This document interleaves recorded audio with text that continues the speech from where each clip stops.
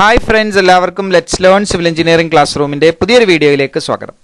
വരാനിരിക്കുന്ന assistant engineer എക്സാമിന് വേണ്ടിയിട്ടുള്ള പ്രീവിയസ് ഇയർ ക്വസ്റ്റ്യൻ പേപ്പറിൽ നിന്ന് ചോദിച്ചിട്ടുള്ള ക്വസ്റ്റ്യൻസ് ആണ് നമ്മൾ ഈ വീഡിയോയുടെ സീരീസിലൂടെ ഡിസ്കസ് ചെയ്യുന്നത്. ഈ വീഡിയോയുടെ സീരീസിലുള്ള 15ാമത്തെ വീഡിയോ ആണിത്. ഈ ക്വസ്റ്റ്യൻ പേപ്പറിന്റെ 3ാമത്തെ വീഡിയോ ആണ്. ഇന്ന് നമ്മൾ ഡിസ്കസ് ചെയ്യുന്നത് 2020 ഇറിഗേഷൻ ഡിപ്പാർട്ട്മെന്റിലേക്ക് നടന്നിട്ടുള്ള അസിസ്റ്റന്റ് എഞ്ചിനീയറുടെ ക്വസ്റ്റ്യൻ പേപ്പർ ആണ്. അപ്പം നമ്മൾ ഇന്നത്തെ ക്വസ്റ്റ്യനിലോട്ട് കടക്കുന്നതിന് മുമ്പ് എല്ലാവരും ഈ ചാനൽ സബ്സ്ക്രൈബ് ചെയ്യുക. ഇതുപോലത്തെ വീഡിയോസിന്റെ നോട്ടിഫിക്കേഷൻ ലഭിക്കാൻ വേണ്ടിയിട്ട് ബെൽ ബട്ടൺ ക്ലിക്ക് ചെയ്യുക.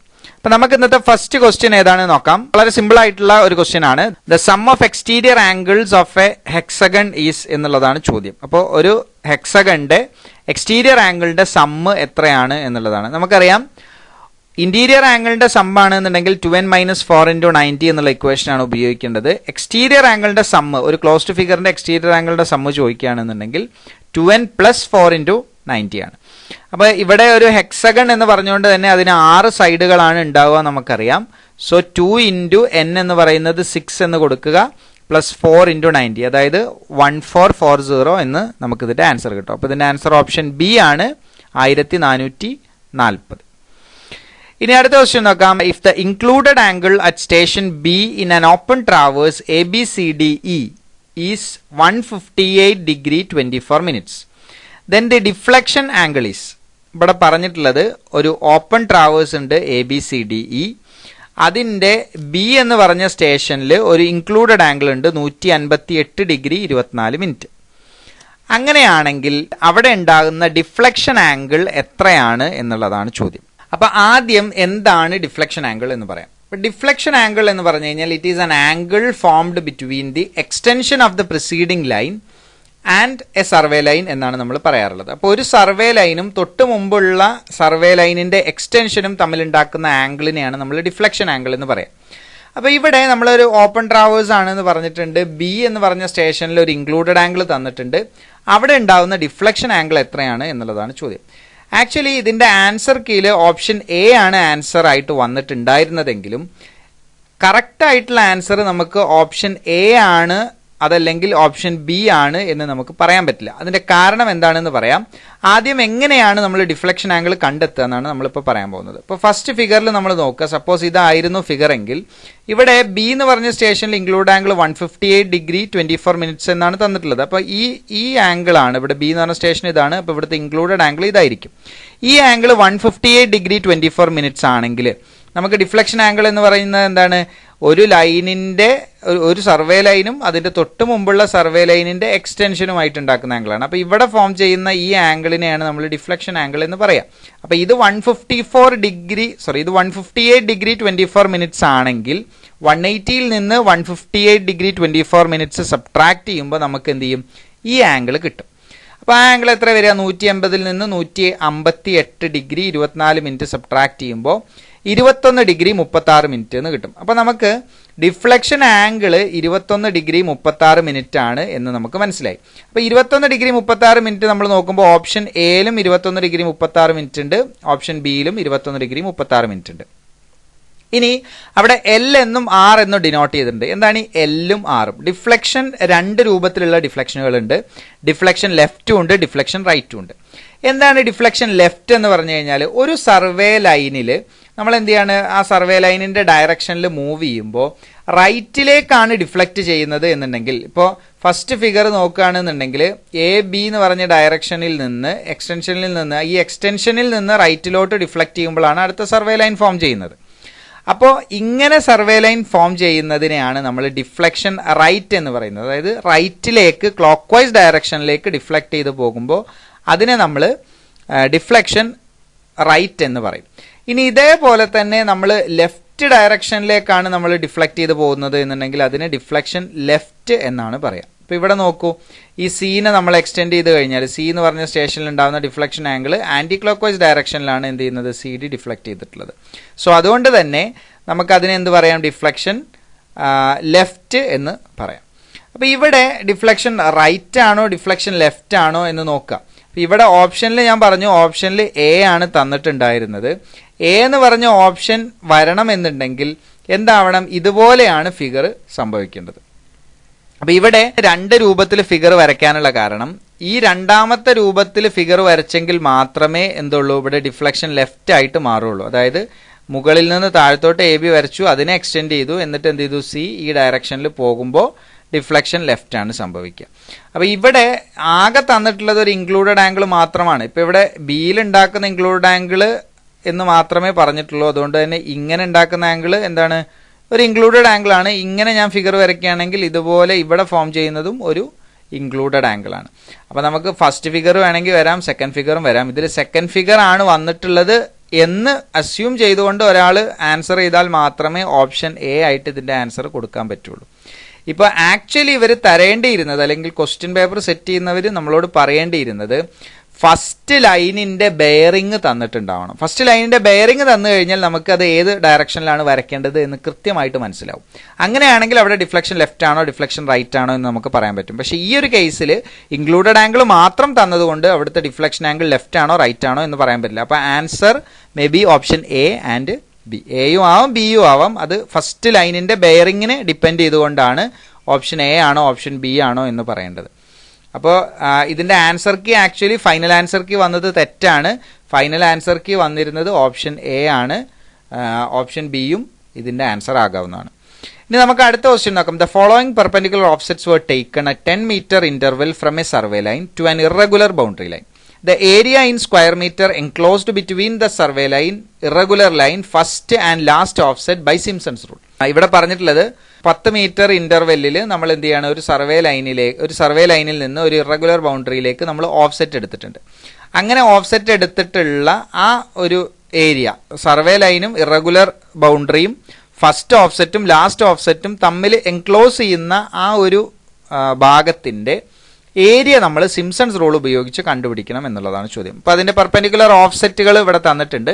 ഇവിടെ നമ്മൾ നോക്കുമ്പോൾ 9 ഓഫ്സെറ്റുകൾ തന്നിട്ടുണ്ട്. നമുക്കറിയാം സിംസൺസ് റൂൾ അപ്ലൈ ചെയ്യണമെന്നുണ്ടെങ്കിൽ ഓഡ് ഓഫ്സെറ്റുകൾ ഉണ്ടാവണം. അപ്പോൾ എന്താണ് സിംസൺസ് റൂള്?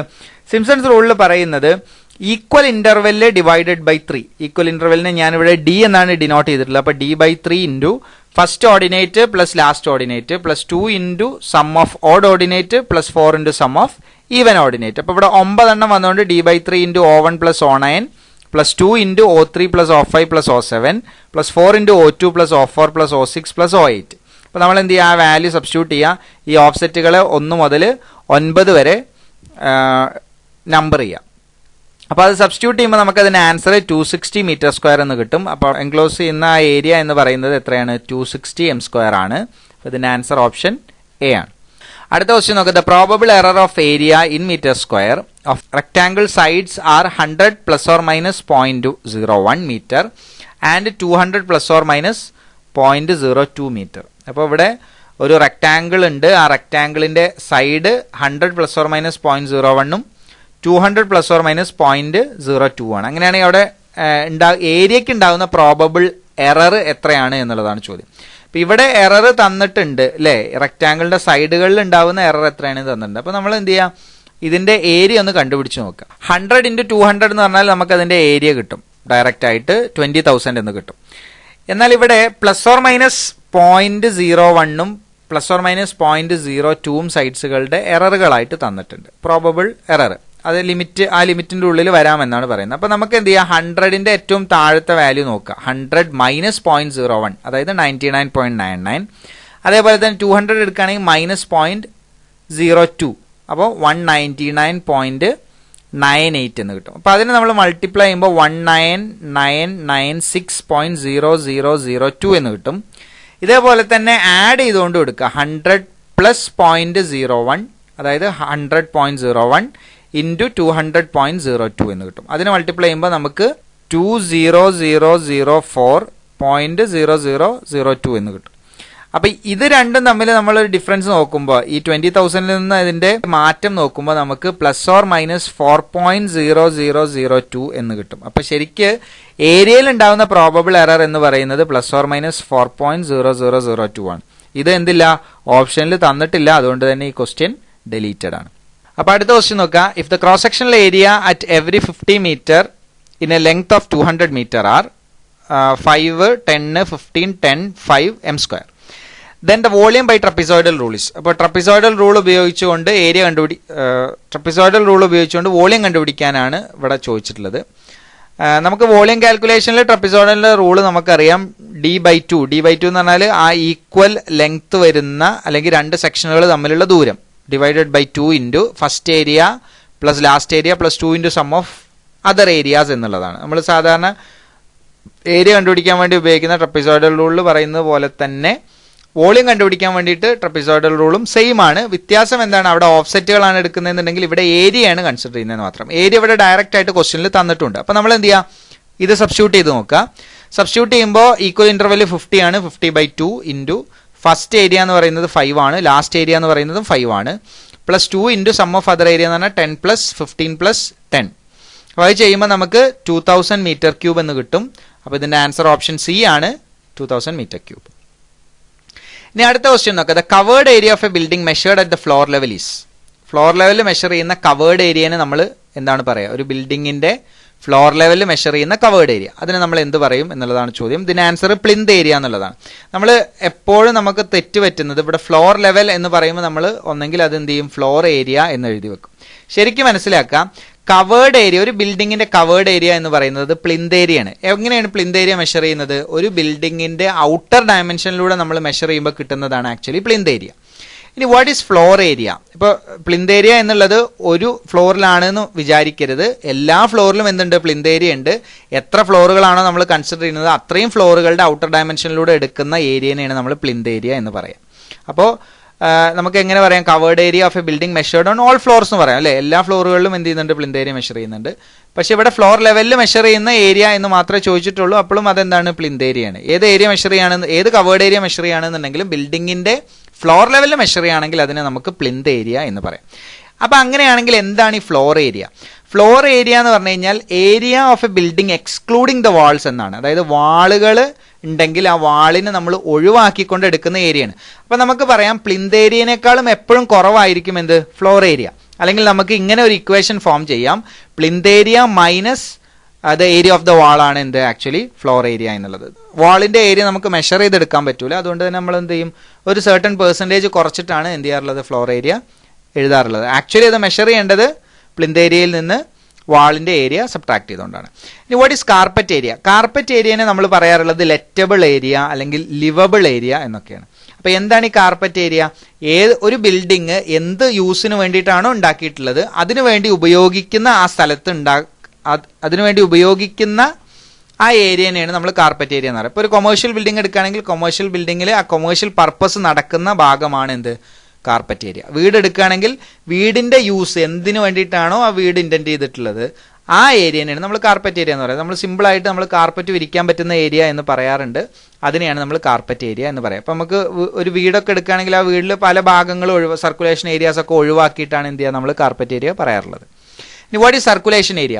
സർക്കുലേഷൻ ഏരിയ എന്ന് പറഞ്ഞു കഴിഞ്ഞാൽ ഒരു ബിൽഡിങ്ങിൽ സർക്കുലേഷന് വേണ്ടിയിട്ട് നമ്മൾ ഉപയോഗിക്കുന്ന ഏരിയ, ഹൊറിസോണ്ടൽ സർക്കുലേഷനും അതേപോലെ തന്നെ വെർട്ടിക്കൽ സർക്കുലേഷനും വേണ്ടിയിട്ട് ഉപയോഗിക്കുന്ന ഏരിയ. ഫോർ എക്സാമ്പിൾ വെർട്ടിക്കൽ സർക്കുലേഷന് വേണ്ടിയിട്ട് ഉപയോഗിക്കുന്ന ഇമ്പോർട്ടൻ്റ് ആയിട്ടുള്ള ഒരു പോർഷനാണ് സ്റ്റെയർ എന്നുള്ളത്, അതേപോലെ തന്നെ ലിഫ്റ്റ് എന്നുള്ളത് വെർട്ടിക്കൽ മൂവ്മെന്റിന് വേണ്ടിയിട്ടാണ് ഉപയോഗിക്കുക.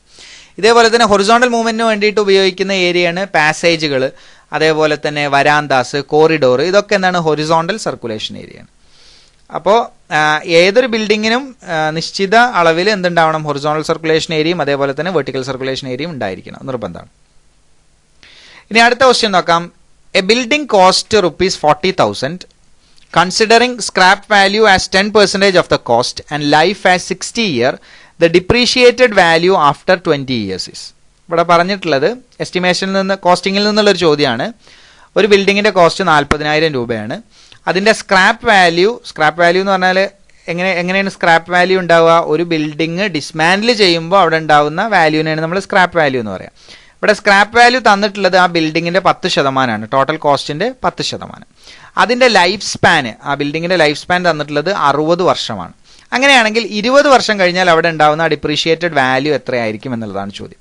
അപ്പം നമ്മൾ എങ്ങനെയാണ് ഡിപ്രീഷിയേറ്റഡ് വാല്യൂ കാൽക്കുലേറ്റ് ചെയ്യാന്നാണ് ആദ്യം നമ്മൾ മനസ്സിലാക്കേണ്ടത്. ഡിപ്രീഷിയേറ്റഡ് വാല്യൂ നമ്മൾ കാൽക്കുലേറ്റ് ചെയ്യുന്നത് ആനുവലി എന്തുണ്ടാവും, അതിനൊരു ഡിപ്രീസിയേഷൻ ഉണ്ടാവും. അങ്ങനെ ഈ ഡിപ്രീസിയേഷൻ ചുരുങ്ങി വന്ന് 60 വർഷം പൂർത്തിയാകുമ്പോൾ അതിന് സ്ക്രാപ്പ് വാല്യൂ മാത്രമേ ഉണ്ടാവുള്ളൂ. അങ്ങനെയാണ് ശരിക്ക് എന്ത് ചെയ്യുന്നത്, ഒരു ഡിപ്രീസിയേഷൻ പ്രോസസ്സ് സംഭവിക്കുന്നത്.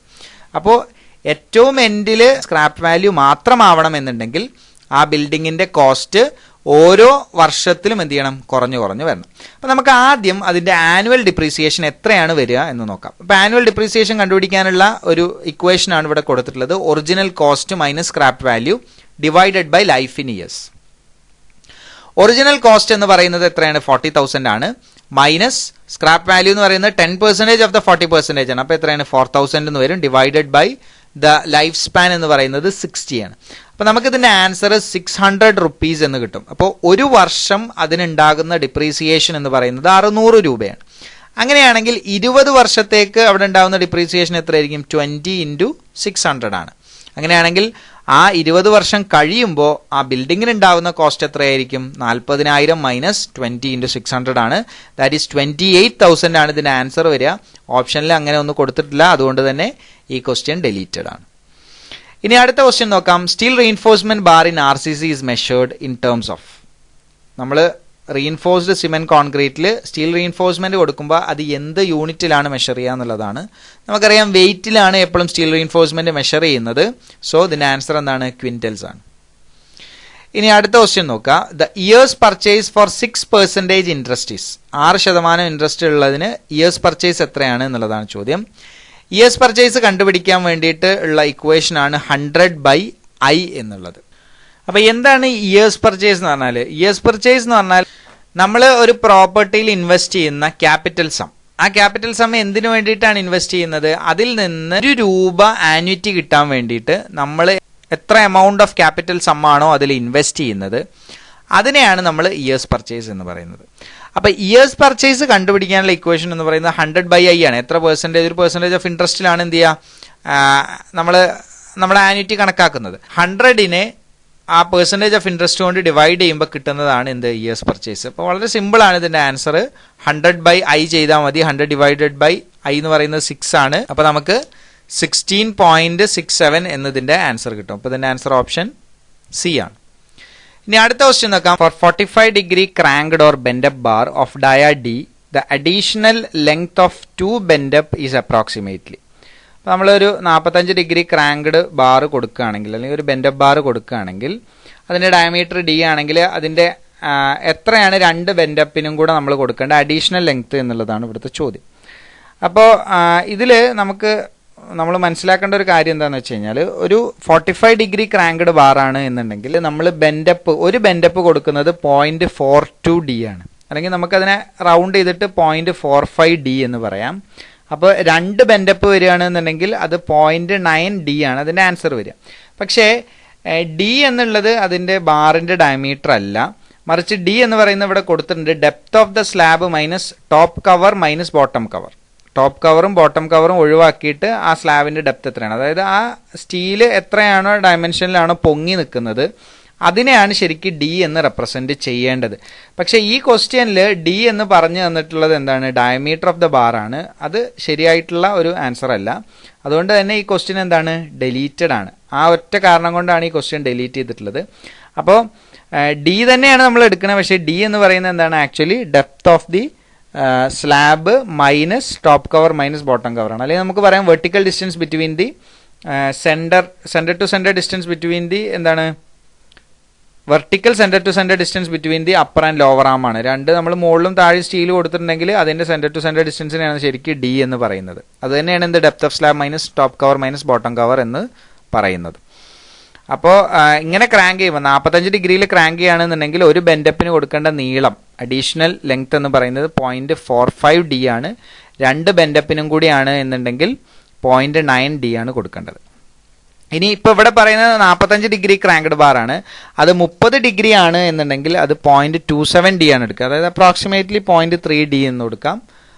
2 ബെൻഡപ്പ് എടുക്കുകയാണെങ്കിൽ 0.6D ആണ് വരിക. ഓക്കെ, അപ്പോൾ ബെൻഡപ്പ് ബാർ എന്ന് പറഞ്ഞാൽ ഇത്രയേ ഉള്ളൂ. നമ്മൾ ബാറിനെ എന്ത് ചെയ്യും, ക്രാങ്ക് ചെയ്ത് കൊടുക്കാറുണ്ട്. സ്ലാബിൽ ബാറിനെ എന്ത് ചെയ്യും, 45 ഡിഗ്രിയിലോ അല്ലെങ്കിൽ 30 ഡിഗ്രിയിലൊക്കെ ക്രാങ്ക് ചെയ്ത് കൊടുക്കും. അങ്ങനെ ക്രാങ്ക് ചെയ്യുന്നതിനെയാണ് നമ്മൾ ബെൻഡപ്പ് ബാർ എന്ന് പറയുന്നത്. അപ്പോൾ ഈ ഭാഗം എല്ലാവർക്കും മനസ്സിലായി എന്ന് വിചാരിക്കുന്നു. Thank you for watching the video.